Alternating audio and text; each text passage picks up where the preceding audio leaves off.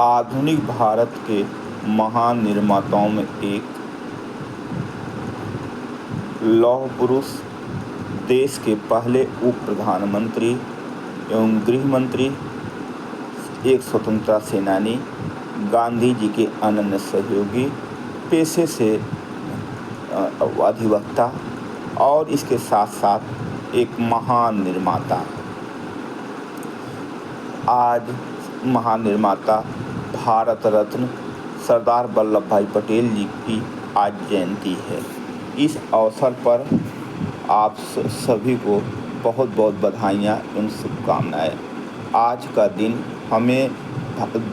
हमें यह बताता है सरदार वल्लभ भाई पटेल का भारत के निर्माण में उनकी जो महती भूमिका है, उन भूमिकाओं को हम स्मरण करें और एक जो उनका सपना था, एक अच्छे और सशक्त भारत का निर्माण, उस दिशा में आगे बढ़ें।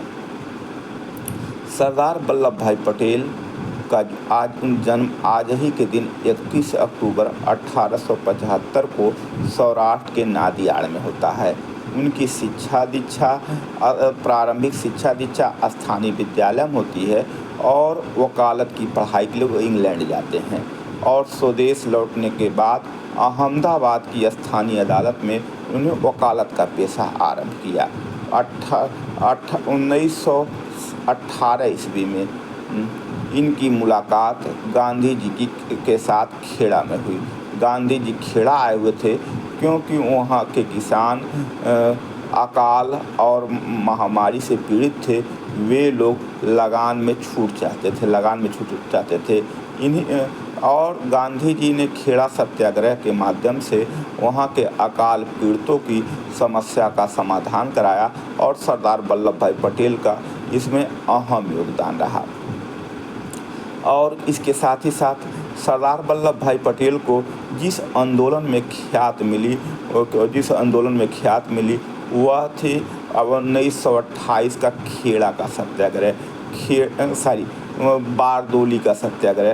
बारदोली सत्याग्रह में स्थानीय अधिकारी ब्रूमफील्ड और मैक्सवेल ने वहाँ के सौराष्ट्र के क्षेत्र में लगान की दर को बढ़ाकर 22% कर दिया था, जो बहुत गलत रहा और सरदार वल्लभ भाई पटेल ने वहाँ के स्थानीय जनता के साथ बढ़ी हुई लगान की दर में कटौती के लिए उन्होंने संघर्ष किया।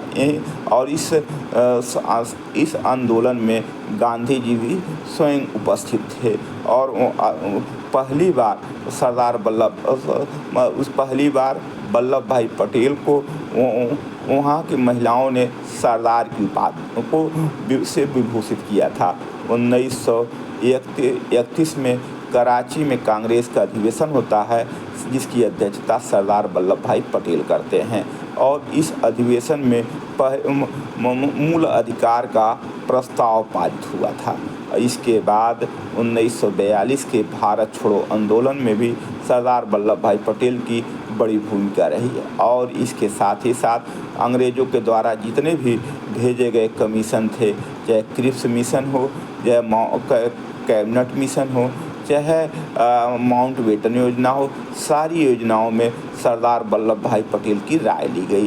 इतने महत्वपूर्ण और महान व्यक्ति थे और जब भारत देश स्वतंत्र हुआ तो देश के पहले उप प्रधानमंत्री और गृह मंत्री बने और इनको जिसके लिए याद किया जाता है वह है देश में रियासतों का एकीकरण। देश में 3 तरह की रियासत थी। एक ऐसी रियासत थी जिसके ऊपर औपनिवेशिक शासन था, ब्रिटिश शासन के अधीन रियासतें थी जो अभी उस समय पहले स्वतंत्र हुई थी। और दूसरी बड़ी जो रियासत थी जो पुर्तगालियों और फ्रांसीसियों के अधीन थी और जैसे पांडिचेरी है, मद्रास के क्षेत्र हैं। और जो तीसरी रियासतें थीं वह प्रीवी काउंसिल की रियासतें कह सकते हैं। सरदार वल्लभ भाई पटेल ने देश की 561 रियासतों को बातचीत के और कूटनीति के माध्यम से भारतीय संघ में मिलाया। और इनका साथ बीपी कृष्ण मेनन ने दिया था। इसी कारण इनकी तुलना जर्मन शासक बिस्मार्क के लिए की जाती है। जिस तरह बिस्मार्क ने 250 से ज़्यादा जर्मन में रियासतों का एकीकरण रक्त और युद्ध के माध्यम से किया, उसी तरह सरदार वल्लभ भाई पटेल ने 561 रियासतों का भारत में एकीकरण बातचीत और कूटनीति के माध्यम से किया। इसीलिए सरदार वल्लभ भाई पटेल को भारत में बिस्मार्क के लिए जाना जाता है, बिस्मार्क के नाम से जाना जाता है, लौह पुरुष के नाम से जाना जाता है। बिस्मार्क और सरदार वल्लभ भाई पटेल में कुछ मूलभूत अंतर है। बिस्मार्क जहां जर्मनी में 250 से ज़्यादा रियासतों का एकीकरण युद्ध और रक्त का सहारा लिया, वहीं सरदार वल्लभ भाई पटेल ने 561 रियासतों का एकीकरण वह रक्तहीन क्रांति के माध्यम से किया, बातचीत के माध्यम से किया, कूटनीति के माध्यम से किया। सिर्फ 3 ऐसी रियासतें थी। एक रियासत थी हैदराबाद, जहां शासन निजाम का था, वह स्वतंत्र रहना चाहता था। सरदार वल्लभ भाई पटेल ने जनरल JK चौधरी के नेतृत्व में ऑपरेशन सेना भेजी और ऑपरेशन पोलो की कार्यवाही के माध्यम से उस रियासत का भारत में विलय किया गया। दूसरी रियासत जो थी वह थी जूनागढ़ सौराष्ट्र वर्तमान गुजरात में स्थित वह भूभाग है और यह हिंदू बाहुल रियासत थी। यहाँ के नवाब शहनाज भुट्टो थे और वह पाकिस्तान में मिलने का पक्षधर था और लेकिन भारी दबाव और कूटनीति के माध्यम से वहाँ एक जनमत संग्रह कराया जाता है, जिसमें 90% से ज़्यादा जनता भारत में विलय का मुहर लगाई, यानी जनमत संग्रह के माध्यम से होता है।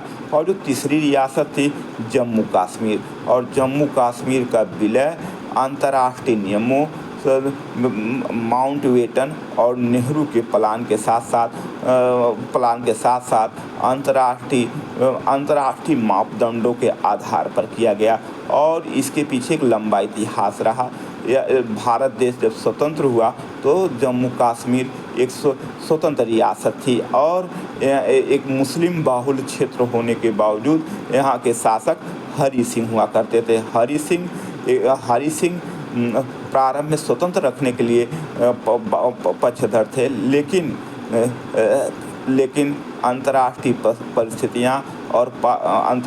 परिस्थितियाँ और नियम और मापदंडों को उन्होंने देखते हुए जिस तरह 1948 में पाकिस्तान ने भारत पर हमला किया और कश्मीर पर हमला किया, उस नज़रिए से हरि सिंह ने भारतीयों से सहयोग मांगा था और नेहरू और माउंटबेटन ने इस शर्त पर सहयोग दिया कि इस युद्ध की समाप्ति के बाद आप भारत में विलय करें। हरि सिंह ने मान गए और बातचीत और अंतर्राष्ट्रीय नियमों का अक्षर से पालन करते हुए जम्मू कश्मीर का भारत में विलय हुआ। यानी आज जो भारत का मौजूदा स्वरूप है उसमें सरदार वल्लभ भाई पटेल की महती भूमिका रही। इसीलिए भारत का उन्हें लौह पुरुष और देशी एकीकरण के रियासतों का जनक कहा जाता है। उनकी तुलना बिस्मार्क से की जाती है। बिस्मार्क और सरदार वल्लभ भाई पटेल में फ़र्क है। बिस्मार्क जहां रक्त और लौह की नीति के माध्यम से देशी रियासतों का एकीकरण किया था, वहीं पर सरदार वल्लभ भाई पटेल ने रक्तहीन क्रांति के माध्यम से देशी रियासतों को मिलाया था। सही अर्थों में वो राष्ट्र निर्माता थे। इसके साथ साथ दूसरा काम इनका था सिविल सेवाओं का भारतीकरण, यानी जो सिविल से पहले इसे ICS के नाम से जाना जाता था और सरदार वल्लभ भाई पटेल ने इसका नाम चेंज करके IAS इंडियन एडमिनिस्ट्रेटिव सर्विस कर दिया था। और जो तीसरा जो काम इनका था पंचायती राज व्यवस्था के संदर्भ में था, पंचायती राज व्यवस्था के सुदृढ़ीकरण के लिए था। और 15 जनवरी 1950 को इनकी डेथ हो जाती है। सही अर्थों में यह एक राष्ट्र निर्माता थे, जिन्होंने स्वतंत्रता सेनानी के रूप में, गांधी जी के सहयोगी के रूप में, एक अधिवक्ता के रूप में, देश के पहले उप प्रधानमंत्री और गृह मंत्री के रूप में सेवाएं दी। हम उनको इस अवसर पर नमन करते हैं।